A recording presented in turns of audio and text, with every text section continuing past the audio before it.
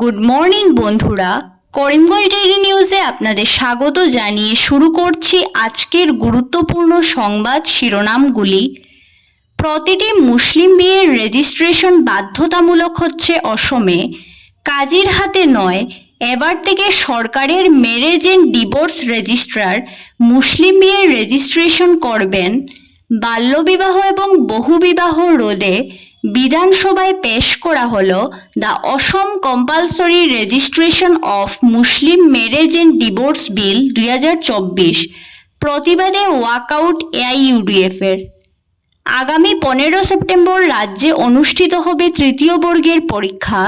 12,600 পদে আবেদন করলেন প্রায় 32 লক্ষাধিক পরীক্ষার্থী। কাটলিচড়ার প্রত্যন্ত এক গ্রামের স্কুল ছাত্রীকে ধর্ষণের পর ব্ল্যাকমেলিং, থানায় অভিযোগ করার 24 দিন পরও নথিভুক্ত হয়নি মামলা। ব্লক বসানোর সপ্তাহ দিনের মাথায় গর্তের সৃষ্টি। কালীগঞ্জ পুয়ামারা পূর্ত সড়কে সড়ক সংস্কারের কাজ অত্যন্ত নিম্নমানের হয়েছে বলে অভিযোগ করলেন স্থানীয় জনগণ। আলুর মূল্যবৃদ্ধি 38%, পেঁয়াজ 45%, বিধানসভায় স্বীকার খাদ্যমন্ত্রীর। অসমে মুদ্রাস্ফীতি দেশে দ্বিতীয় সর্বোচ্চ, অভিযোগ করে বিধানসভা থেকে ওয়াকআউট কংগ্রেসের। নিম্ন থেকে উজান যাত্রা, মিয়াদের অসম দখল করতে দেব না, বিধানসভায় হুঙ্কার মুখ্যমন্ত্রী ডক্টর হিমন্ত বিশ্ব শর্মার। স্মার্ট মিটারের বিরুদ্ধে জায়গায় জায়গায় আন্দোলন কর্মসূচি কংগ্রেসের।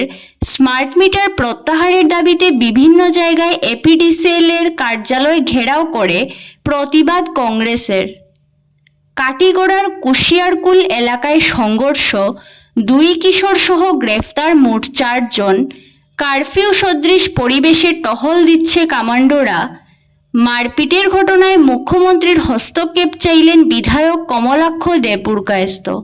এবার সংবাদ শিরোনামগুলোর বিস্তারিত হলো। প্রতিটি মুসলিম বিয়ের রেজিস্ট্রেশন বাধ্যতামূলক হচ্ছে অসমে।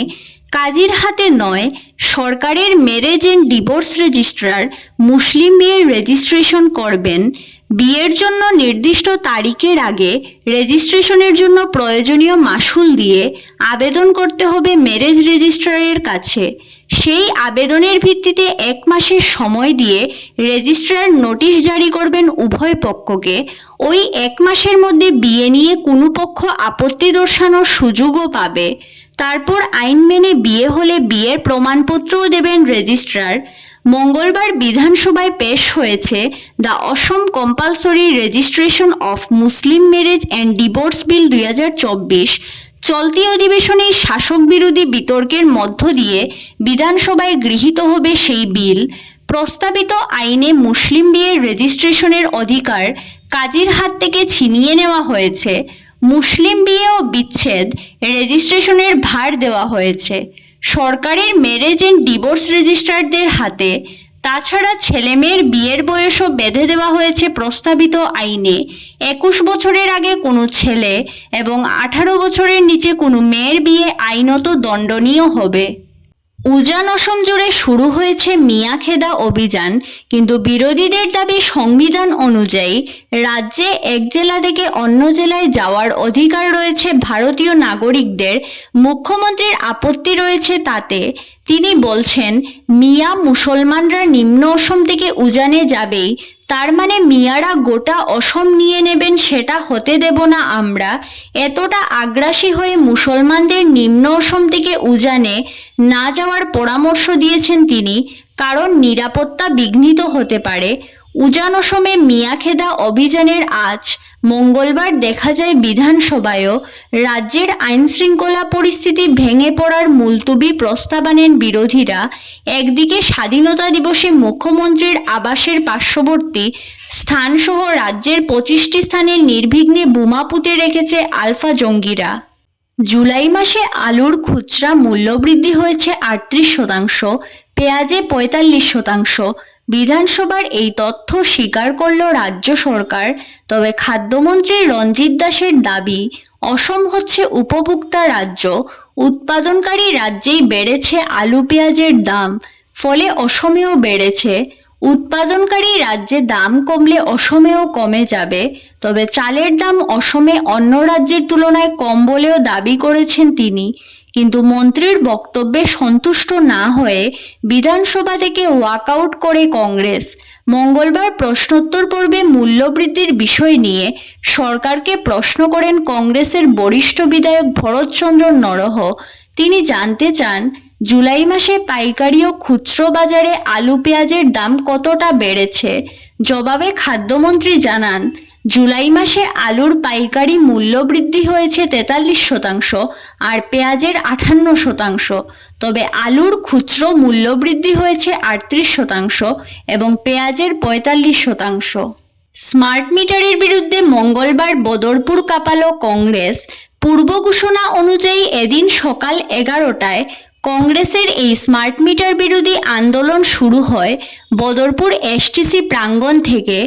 এখান থেকে এপিডিসিএল এর বদরপুর এসডিও কার্যালয়ে গিয়ে কার্যালয়ের সামনে ধর্ণা কর্মসূচি পালন করার কথা ছিল, তবে প্রতিবাদ মিছিল শুরু হয় 12টার পর। মিছিল নিয়ে এগিয়ে যাওয়া হয় এপিডিসিএল এর এসডিও কার্যালয় পর্যন্ত, তবে সেখানে যাওয়ার পর পরিস্থিতি অন্য মোড় নেয়। স্মার্ট মিটার বিরোধী এই প্রতিবাদ মিছিলে অংশ নিয়েছিলেন প্রদেশ কংগ্রেস সংখ্যালঘু বিভাগের চেয়ারম্যান সলমান খান, প্রদেশ যুব কংগ্রেস সভাপতি জুবের এনাম, জেলা কংগ্রেস সভাপতি রজত চক্রবর্তী, বদরপুর ব্লক কংগ্রেস সভাপতি জাকারিয়া আহমেদ সাহিল স্বপন। মিছিল নিয়ে এপিডিসিএল কার্যালয়ের সামনে পৌঁছার পর তারা কার্যালয়ের সামনে গিয়ে ধর্নায় না বসে জাতীয় সড়কের উপর বসে পড়েন এবং বিজেপি মুর্দাবাদ, হিমন্ত বিশ্ব শর্মা মুর্দাবাদ, হিমন্ত বিশ্ব শর্মা হাটাও, আসাম বাঁচাও, হিমন্ত হায় হায়, বিজেপি হায় হায়, এপিডিসিএল হায় হায় ইত্যাদি স্লোগানে মুখরিত করে তুলেন গোটা এলাকা। রাজ্যে বেকার সমস্যা যে কতটা ভয়াবহ রূপে বৃদ্ধি পেয়েছে তা সম্প্রতি এক তথ্যে প্রকাশ পেয়েছে। ওই তথ্য অনুসারে তৃতীয় এবং চতুর্থ শ্রেণীর মোট 12,600 পদে আবেদন করেছেন 32 লক্ষেরও অধিক চাকরি প্রার্থী। বেকারদের সংখ্যা কি ভয়াবহ গতিতে বাড়ছে রাজ্যে, তা এই তথ্য থেকেই বোঝা যাচ্ছে। তৃতীয় বর্গের উচ্চতর মাধ্যমিক পর্যায়ের 3,127টি পদে আবেদনকারীর সংখ্যা মোট 11 লক্ষ, তৃতীয় বর্গের স্নাতক পর্যায়ে আবেদনকারীর সংখ্যা 5 লক্ষ, ড্রাইভারের পদে আবেদনকারীর সংখ্যা 2 লক্ষ, চতুর্থ বর্গের মাধ্যমিক পর্যায়ে আবেদনকারীর সংখ্যা 8 লক্ষ এবং অষ্টম শ্রেণী পর্যায়ে মোট আবেদনকারীর সংখ্যা 5 লক্ষ। ব্লক বসানোর সপ্তাহ দিনের মাথায় গর্তের সৃষ্টি কালীগঞ্জ পুয়ামারা পূর্ত সড়কে। রেল ক্রসিংয়ের নিকটবর্তী রাস্তা দীর্ঘ কয়েক বছর ধরে বেহাল থাকার পর সংস্কার কাজে হাত দেয় বিভাগীয় কর্তৃপক্ষ, কিন্তু সংস্কার কাজ খুবই নিম্নমানের হয়েছে বলে অভিযোগ উঠেছে। প্রায় সপ্তাহ দিন আগে পুয়ামারা রেল ক্রসিংয়ের নিকটবর্তী রাস্তার উপর সিসি ব্লক বসানো হয়। এতে কাজের ধরন ছিল খুবই নিম্নমানের, কেননা ওই বেহাল রাস্তার উপর ব্লক বসানোর কাজ সম্পূর্ণ হওয়ার এক সপ্তাহের মাথায় গর্তের সৃষ্টি হয়েছে।